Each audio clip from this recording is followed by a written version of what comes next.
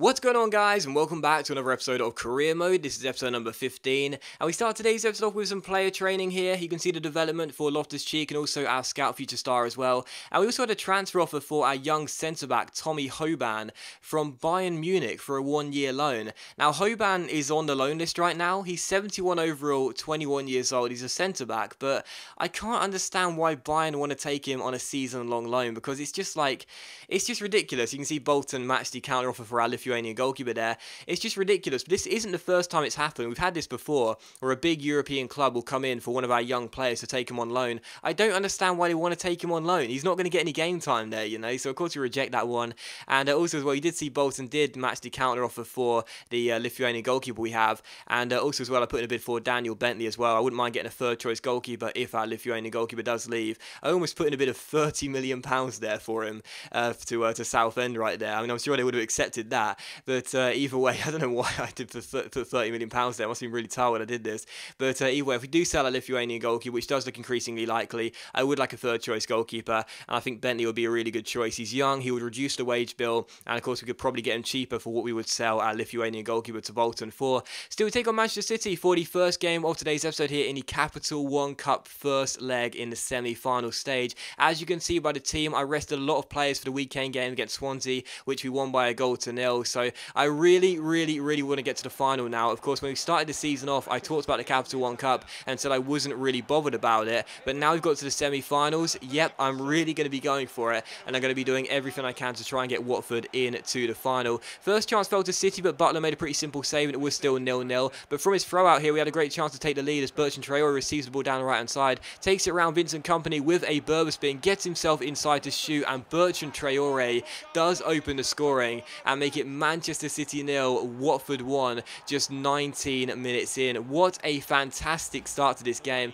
As City had a first chance, Butler made a pretty simple save there. We went on a counter-attack, played it down the right-hand side towards Traore, lovely little double step over and a great Berber spin as well, beats Vincent Kompany, and how about that for a finish by Traore? Absolutely fantastic. At first I thought Caballero might have done a little bit better, but look at that for a strike. That is right in the top of corner. Absolutely fantastic. Top of corner? Top corner. Absolutely fantastic. What a finish by Bertrand Traore. And we take a surprise lead at the Etihad Stadium. So Traore opens the scoring, and it's a really nice finish as well. Manchester City 0, Watford 1. But 4 minutes before the break here, a good chance for City to respond and get themselves an equalising goal. Kevin De Bruyne goes for the goal, but it's a simple save by Butland, and it is still 1-0. So half-time, as you can see, we were leading and dominating possession as well. Looking very good value for our first half lead. In the second half here, as City give the ball away, Traore finds Loftus-Cheek here. He plays it back down the right-hand side towards Bertrand Traore. Traore plays it back inside towards Loftus-Cheek. Nice little ball inside to Troy Deeney, and Troy Deeney makes it Manchester City 0, Watford 2, 2.5 minutes after the restart here.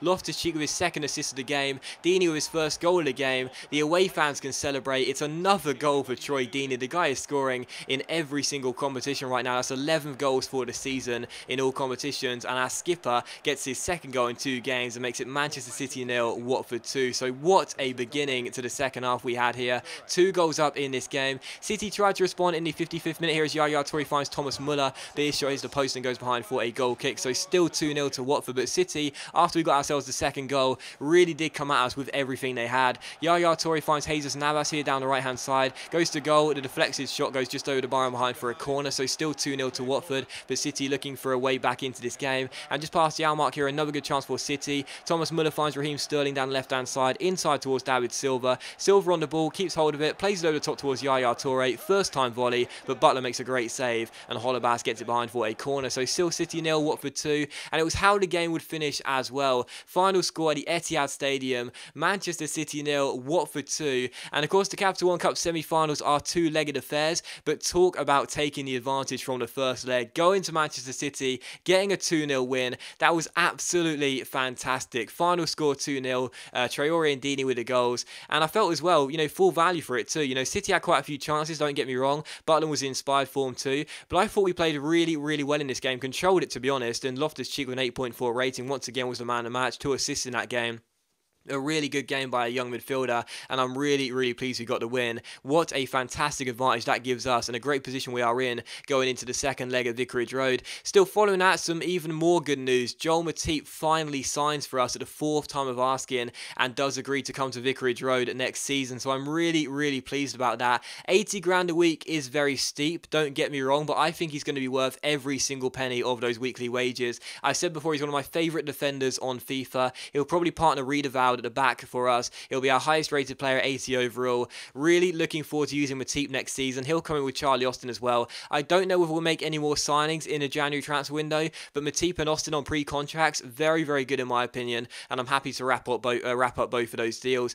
Still following out, you did see as well, our Lithuanian goalkeeper has now gone to Bolton, and also as well, we had a transfer offer for Igalo, our striker. Now Igalo did score his first 2 goals of the season against Notts County in the FA Cup, but quite frankly, I'm not really getting on with him this season. I've played him in quite a few games, brought him off the bench quite a few times as well, but he hasn't really been doing the business for me. Norwich coming with a bid of £1.7 million. We asked for £2.3 million, and I'll wait and see what Norwich say. As you can see, they come back to us and say they give us £1.8 million, and also we put a new bid for Bentley of Southend as well. Now, I know Watford fans, I know, Igalo has a really good goal to game ratio for you in real life. He's had a very impressive start to the Premier League season as well, but for me, I'm just not getting on with him in the game. He's not really doing the business for me. He's not going to grow any ratings, or at least I don't think so, and I think it might be beneficial with the fact that Charlie Austin will be coming in next season on a pre-contract. I think it would be more beneficial to sell him to another club as well. I think everyone will get a benefit out of that. So Igalo is probably going to go to Norwich. We asked him for £2 million. We'll wait and see what they say. I'm not against keeping him, don't get me wrong, but he's not really doing the job for me in the game, and therefore I think it might be better to try and sell him and then wait for Charlie Austin to come in at the start of next season on a pre-contract. Still, we take on Bournemouth for the second and final game of today's episode here in the FA Cup, and as you can see by the team I put out as well, a pretty weak lineup. Now we've won the first leg of the Capital One Cup semi-final against City. We have the second leg to come in the week, so therefore I'm going to be prioritising that over the FA Cup, as that is our best chance of getting through to a final this season. The first chance of this game would fall to Bournemouth as well. Aurelio Gomez getting a start in this game. I took him out of the game against City in the Capital One Cup, despite playing in the other round, because I thought I'd rather play Battleland as he's a safer pair of hands, and Gomez almost made a meal of the first chance for Bournemouth, but thankfully just about got the ball away. Bournemouth then hit the bar, and then in the 11th minute we had our first chance of the game here from this free kick as well. Murray was standing over it. I've brought the guy back from loan. Well, I say I brought the guy back from loan. He's come back from his loan spell. This guy's got some very decent technical stats. He can also hit free kicks as well. Tried to curl this one into the back of the net, but it goes just wide of the post and behind for a goal kick. Still searching for my first free kick goal of the series and of FIFA 16, but I'm sure it will come not before long. Still, it was Watford 0, Bournemouth 0 in this game, and once again, Aurelio Gomez is causing me a sweat here in the 18th minute, missing the ball and almost watching it go over the line, but thankfully it was still 0-0. This guy is so, he's just so inconsistent, Aurelio Gomez. Sometimes he does really well, and sometimes he keeps making mistakes. But anyway, from that, we get ourselves down the right-hand side towards Sam Byram here. Byram takes it around his man with the, just with a turn, gives it back towards Lewis, who crosses the ball in, it picks out Igalo, and Igalo gets his third goal in his second game, well, third goal in 2 games for Igalo, and possibly his final goal for us as well. Watford 1, Bournemouth 0, Igalo with the goal. He may be on his way to Carrow Road, but this will be a great way to sign off for us, getting the goal that could possibly put us through to the next round of the FA Cup. We're only 20 minutes in, yes I know, but either way, really nice finish by Igalo there, and he does make it Watford 1, Bournemouth 0. So from almost calamity with Gomez at the other end, we get ourselves forward. Lewis crosses the ball in, and Igalo scores to get his third goal in the FA Cup and make it Watford 1, Bournemouth 0. So Igalo, not sure whether he is going or not, but either way, good to see him score once again. It's Watford 1, Bournemouth 0. Once again, Gomez proves to be a little bit of a surprise for us in goal there. Tips that cross over the bar and behind for a corner, and then starts clapping himself for some reason, but it's still Watford 1, Bournemouth 0. And in the 45th minute, a good chance for us to make it 2-0 here. Pereira gets on the ball, back heels towards Murray, who should have found the back of the net, but puts the shot wide of the post and behind for a goal kick. So still Watford 1, Bournemouth 0. That was the score at half-time. We were playing pretty well in this game, despite the weakened side. We were playing a better football, and in my opinion, were deservingly up at half-time at 1-0. In the second half, the first chance fell here in the 71st minute. Michael Keane heads this corner over the bar and behind for a goal kick. And in the 73rd minute, another good chance for us here to seal the game up. Lewis Cook finds Pereira, who slides it through towards Damari Gray, goes through one-on-one with Boric, but sadly for us, the Polish goalkeeper makes the save and gets the rebound as well before it crosses the line. But final score, Watford 1, Bournemouth 0. The away side didn't do anything of note in the second half. We hold on for a 1-0 scoreline. Pleased to be going through to the FA Cup. Don't get me wrong, I wasn't really that fussed about it, but pleased to be going through to the next round of the FA Cup I should say,